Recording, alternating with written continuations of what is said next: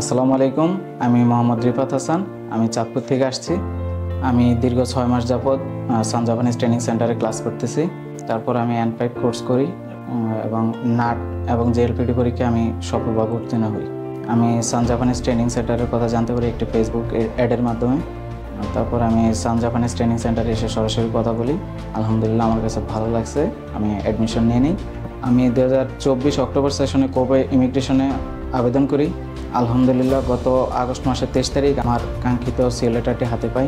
তারপর আমি সকল কাগজপত্র গুছিয়ে নিয়ে এম্বাসির জন্য প্রিপারেশন নিই এবং এম্বাসি ক্লাস করি। তারপর আমি এই মাসের 10 তারিখ এম্বাসি দাঁড়াই।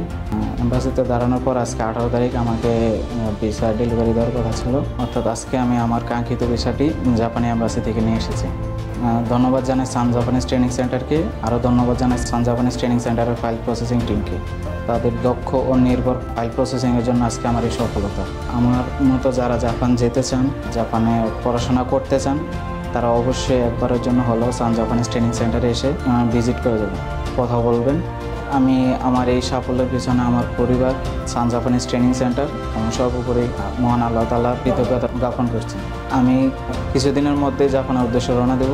আমার জন্য সবাই দোয়া করবেন। আমি যেন আমার স্বপ্নের দেশ জাপানে পৌঁছে নিজের লক্ষ্য স্থির রেখে নিজেকে সুন্দরভাবে গড়ে তুলতে পারি এবং দেশ এবং আমার পরিবারের জন্য কিছু করতে পারি। ধন্যবাদ সবাইকে। আসসালামু আলাইকুম ওয়া রাহমাতুল্লাহ।